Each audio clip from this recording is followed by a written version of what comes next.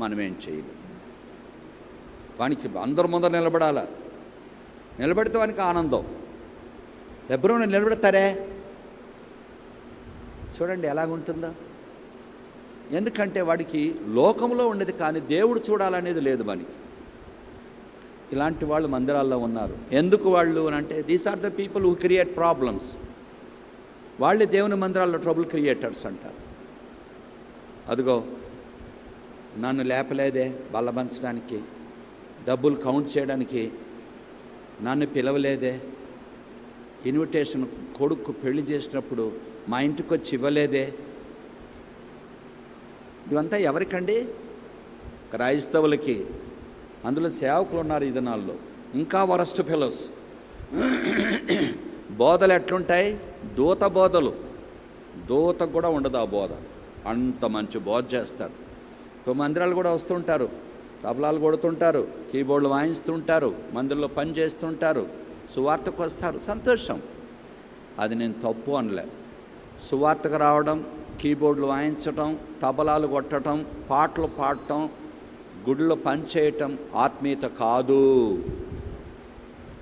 ఇది ఆత్మీయత కాదు. Be careful, know the fact. ఇది అనుభవపూర్వక రావాలి, ఇవన్నీ కాదు. ఇప్పుడు హిందూ టెంపుల్స్లో భజన చేస్తారా? ఏ మహేష్, భజన చేస్తారా లేదా? ఎవరు మాట్లాడరే? చేస్తారా? 1 గంట చేస్తారా? రాత్రంతా చేస్తారా? రాత్రంతా చేస్తారు వాళ్ళు. ఎవరో భజన రాత్రంతా చేస్తారు. ఇప్పుడు నువ్వేం చేస్తావా? వాళ్ళకంటే ఎక్కువ చేస్తావు. ఏం నువ్వు? ముస్లిమ్స్ ఎన్నిసార్లు నమాజ్ చేస్తారు? నువ్వెన్నిసార్లు చేస్తావు నమాజ్ చెప్పు చూస్తాం. ఎన్నిసార్లు చేస్తావు చెప్పు. ఎప్పుడే కానీ మేము హీరోస్ అనకూడదు. వాళ్ళు హీరోస్, కానీ వాళ్ళు దేవుడు అంటే ఎవరో సత్యము తెలియదు వాళ్ళకు, కానీ వాళ్ళ భక్తి గొప్పది. ఈ దినాల్లో నేను ఇంతకాలం వస్తే నాకేమైనా ప్రసంగం ఇచ్చాడా? ఈ గొడవలు ఎందుకు? నేను ఇంత సీనియర్ మోస్ట్ని, నన్ను గౌరవిస్తున్నారా? ఏం చేస్తాం? పాపం అనాల వీళ్ళని, అంతకంటే ఏం లేదు. వాళ్ళు తప్పు కాదు, అది తప్పు కాదంటావు, మళ్ళీ పాపం అంటావేమో. లోపల పెరిగింటే కదా సార్, నువ్వు లోపల పెరిగింటే కదా. నువ్వు లోపల పెరగలేదు, ఏడ పెరగలేదు అంతరంగ మందు. నువ్వు అంతరంగ మందు పెరిగినట్లయితే ఏం చేస్తావు? నువ్వు దీనుడుగా ఉంటావు. నమ్మశక్యం కాలేదు. ఎందుకు చెప్తున్నానంటే, వాడు దీనుడు. నువ్వు ఇంత దేవునికి ఇచ్చినా, ఇంతగా నువ్వు బోధ చేసినా, ఇంత లంబా ప్రార్థన చేసినా నువ్వేం ఆత్మీయుడు కాదు, తప్పించుకుని తిరిగేటువంటి వాడు కాదు నువ్వు. ఈ దినాల వేషధారులు చాలామంది ఉన్నారు మందిరాల్లో. ఎందుకురా వాడు ఇట్లా ప్రవర్తిస్తున్నాడు అని అంటే, వాని తప్పు కాదంటావు, మళ్ళీ వాడు ఎందుకు ఇట్లా ప్రవర్తిస్తున్నాడు? వాని స్వభావం అది. వాడు లోపల అంతరంగ హృదయములు ఆత్మీయంగా వాడు ఎదగలేదు. ఆత్మీయంగా ఎదిగితే వాడు తప్పకుండా చేస్తాడు. వాడు ఆత్మీయంగా ఎదగలేదు. ఎదగనప్పుడు మనము తిట్టి ఏం ప్రయోజనం? వాడిని కొట్టి ఏం ప్రయోజనం? ఇప్పుడు నేను అనుకో, కుక్కను కొడితే అది నక్కవుతుందా? బాగా కొడదాం కుక్కను. ఏదో ముందు నడుచుకొని పోయి బాగా కొట్టేటప్పుడు కాళ్ళు ఇడుచుకుంటా పోయి ఆనే పడిపోయింది పాపం. మనం కూడా ఒక మనిషిని ఊరికే కొట్టకూడదు. మనం ఏం చేస్తామంటే అందరిని పట్టుకొని, వీడు ఇటువంటి వాడు, అరే నీ బతికే మారదరా సన్యాసిగా, నీ బతికే మారదు. ఏం చేస్తాం మనం? నందిని బాగా కొడితే పంది అవుతుందా? పందిని బాగా కొడితే నంది అవుతుందా? కాదది. అది మార్చాలంటే ఎవరు మార్చాలి? దేవుడు మార్చాలి. కాబట్టి నేను ఎందుకు చెప్తున్నాను మీకు అంటే, ఈ దినాల్లో మందిరాల్లో ఎందుకు సమస్యలు, ఇంటిలో సమస్యలు ఎందుకు, ఉద్యోగంలో సమస్యలు ఎందుకు, స్నేహితుల మధ్యలో సమస్యలు ఎందుకు, ఇవన్నీ ఎందుకు వస్తున్నాయి? ఇవన్నీ దానికి నాకున్న గ్రహింపు చొప్పున చెప్తున్నా. ఏంటినంటే, వ్యక్తులు వరాలు కలిగి ఉన్నారు, కానీ ఏమి లేదు, ఫలము లేదు. అది కాదు. వరాలు ఉన్నాయి, వాక్యం నువ్వు బహుగా వాక్యం చెప్పుట ద్వారా, బహుగా సువార్త చేయుట ద్వారా, దేవుని కొరకు బహుగా సమర్పించుకున్నట ద్వారా, దీర్ఘముగా ప్రార్థన చేయుట ద్వారా నీవు బైబిల్ అంతా కూడా వల్లించడం ద్వారా, మర్మాలు చెప్పుట ద్వారా, ప్రపంచమంతా తిరిగటం ద్వారా, ఛానల్లో కనబడటం ద్వారా, లక్షలాది జనాంగాన్ని ఆకర్షించడం ద్వారా దేవునికి ఏం మహిమ కలగదు. దేవునికి ఏం మహిమ కలగదురా పిచ్చోడా? మనుషులు మోసపోతున్నారు ఈ దినాల్లో. కాబట్టి దేవునికి మహిమ ఎప్పుడు కలుగుతుంది? ఫలించాలి, మనం ఫలించాలి. ఎప్పుడైతే మనం ఫలించమో ఈ యొక్క బైబిల్ జ్ఞానం, ఈ వరం అనేటువంటిది మందిని మోసం చేస్తారు. అది తర్వాత మీకు చెప్తాను.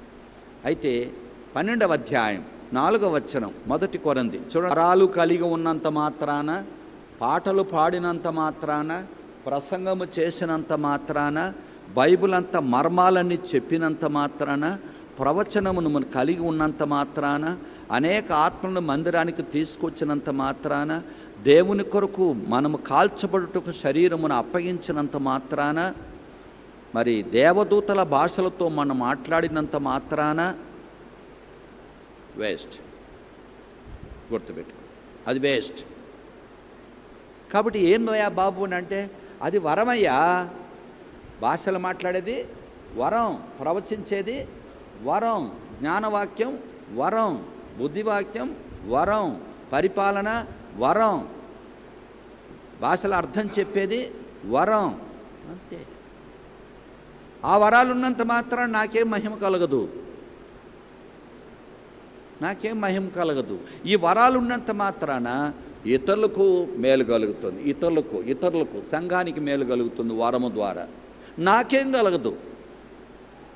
నాకు పెద్ద వ్యాపారం, మీకు తెలుసో తెలియదో. అందుకనే లేఖనాలు ఎరగండి, అప్పుడు మీ సమస్యలన్నీ పరిష్కారం అయిపోతాయి. సేవ చేయొచ్చు, నేను కానీ మనము కానీ వరముల చేత సేవ చేయొచ్చు. సువార్త వరం దేవుడిచ్చాడు. ఆ సువార్తను నేను ఏ చావులైనా చెప్తాను, పుట్టుకలైనా చెప్తాను, లేకపోతే పిల్ల పెద్దోళ్ళు అయినప్పుడైనా చెప్తాను, జన్మదినమందైనా చెప్తాను, ఏ సమయమందైనా చెప్తా. ఏంది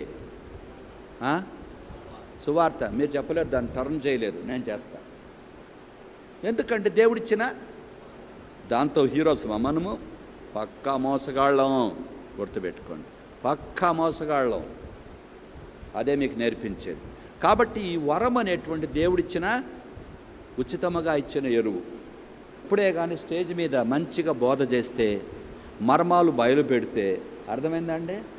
మర్మాలు బయలు పెడితే, మంచిగా స్వరము వినిపిస్తే, అర్థమయ్యేటట్టుగా బోధ చేస్తే ఆత్మీయుడు అనుకోవద్దండి. దయ్యాలు వెళ్ళగొడితే ఆత్మీయుడు కాదు. స్వస్థపరిచే వరము కలిగి ఉంటే అది ఆత్మీయుడు కాదు. దేవుని కొరకు సమర్పించుకుంటే వాడు ఆత్మీయుడేమీ కాదు. అదని మీకు చెప్తుండే. ఆత్మీయత వేరు, మతము వేరు. అందుకని నేను ఇప్పుడు మీకేం చెప్తున్నాను? వరము, ఫలము. వరం వచ్చి ఎరువులతో పోలుస్తాం, ఫలం వచ్చి ఆ చెట్టు నుండి వచ్చేటువంటి పంట లేక ఫలములతో పోలుస్తాం. ఈ ఎరువులన్నీ వేసింది ఎందుకంటే ఇది మంచి పంట పండాలి, అంతే. ఇదే బైబిల్ పఠన సందర్భమందు మీకు తెలియచేసేటువంటి ఒక ప్రత్యేకమైన తలంపు. This is our topic. మన టాపిక్ ఏంటి చెప్పండి ఇప్పుడు? ఆగండి, మీరు వీళ్ళు చెప్తారు. ఏంటి మన టాపిక్? చెప్పండి అమ్మా. వరము, ఫలము, అంతే మన టాపిక్ ఇది. ఇప్పుడు వరం ఎవరిచ్చేది? మన దగ్గర నుంచి దేవుడు కోరేదేంటి? అంతే. ఇప్పుడు నీకు నాకు ఏం ఫలం ఉందే?